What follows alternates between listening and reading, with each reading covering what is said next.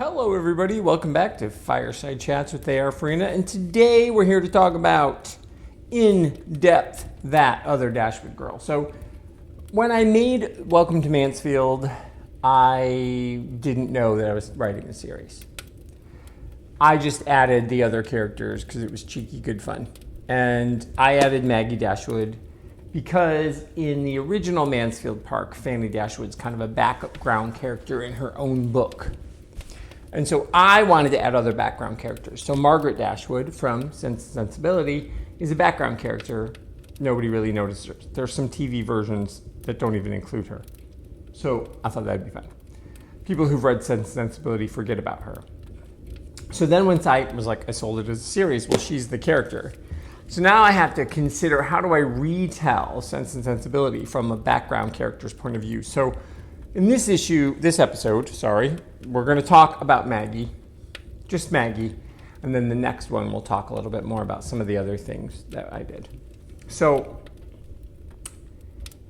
I reread Sense and Sensibility with the eye towards what is Maggie doing? Where is she? And it turns out she's everywhere.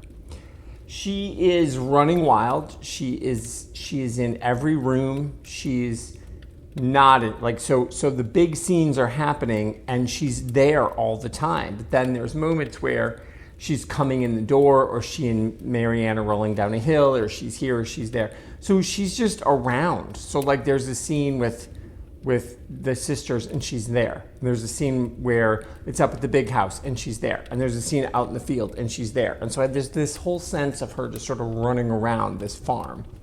And so I love that. So plus I had to lean into the Maggie that I created for the first book. So what do we know about my Maggie from the first book? Well, my Maggie in the first book is a little bit older than Junior. Junior's 16 going on 17. She's already 18 going on 19. So we had to work that in. We had to understand she's English. She's from England. She's from Great Britain. So I had to set it there. What else do we know about her? We know she likes art. We know she's bisexual. We know she doesn't necessarily get along great with her family.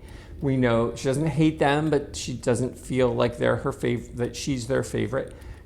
Her best friend is an old woman. She likes to wear vests and shirts and ties. She likes to wear jackets. She likes action movies. So all these things are sort of dripped and drabbed just as random things as I created a background character in the first book. So none of that's a surprise if you've read Welcome to Mansfield. None of that's a spoiler. So now those are the pieces I have to deal with. And then I want to make her true to the Maggie Dashwood from the original.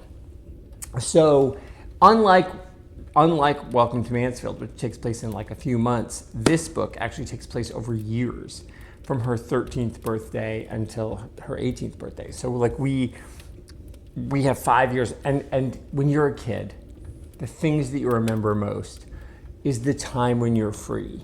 And I thought, because Maggie Dashwood is this free-spirited kid, the most important time for her is going to be during summer instead of during the school year. So this book takes place over those summers of her lifetime, as opposed to like the school stuff is sort of just jammed in, and then the rest of it is like all these big, huge events. Now in the UK, summer vacation is only 6 weeks. In America, it depends on where you go. There is year-round school now where your summer is 6 weeks. But when I grew up, and for a lot of people still in America, summer vacation is 3 months versus 6 weeks. So I had to cram as much life as I could into those 6 weeks. And so I think I did a decent job. I think I gave her this fun, exciting experience in these 6 weeks increments. So we get these moments of her, and we really get to see her grow up. And so there's a lot of music involved. I've set it up that Sam Dashwood, her mom, whom I gave a name, because in the original book she doesn't have a name, but in my book she has a name, Sam. She loves music. And so we know that we as people, we sort of like what our parents like, we like what our older siblings like, and then we develop our own taste. So Maggie is a mix of all of those things. I made Sam Dashwood a marketing person who worked for record companies, and so she kind of had this love of music that she passed on to her kids. So they kind of like everything. They like soul and swing and hip hop and indie and big pop music and, you know, big rock music and everything. They like a little bit of everything. And I think that's important too, because the soundtrack, all of my books have soundtracks. You can check out the playlist at my website. But for Maggie, it's funny, as I was writing her, I didn't understand who she was and everything. And then I clicked with this singer-songwriter called Matt Nathanson. He's from Boston. He kind of cut his teeth in San Francisco. And so I reached out to him just before publication and got permission to use the lyrics to Kink Shirt, which is a very important song.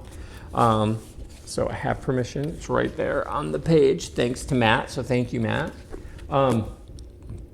Kink Shirt's a very important song in this book, and it's a very important song to me and to Maggie. So like this music runs through her life, and the music informs who she is. And there's the Matt Nathanson song called Gold in the Summertime, which is really important in the very last chapter. So you really get to watch her grow up. And I think this is the only book so far of the ones I've done, I'm almost done with book 5, that this is the case, where we see somebody really grow up. Now, book 5, you do get to meet Kat a little bit younger and see her over the course of time. But this is the only time we're with somebody for a long period of time. So Maggie, I really am changing the paradigm of who she is in the original book by giving her this really depth of field while she's watching the events of the original Sense and Sensibility sort of happen around her to her sister.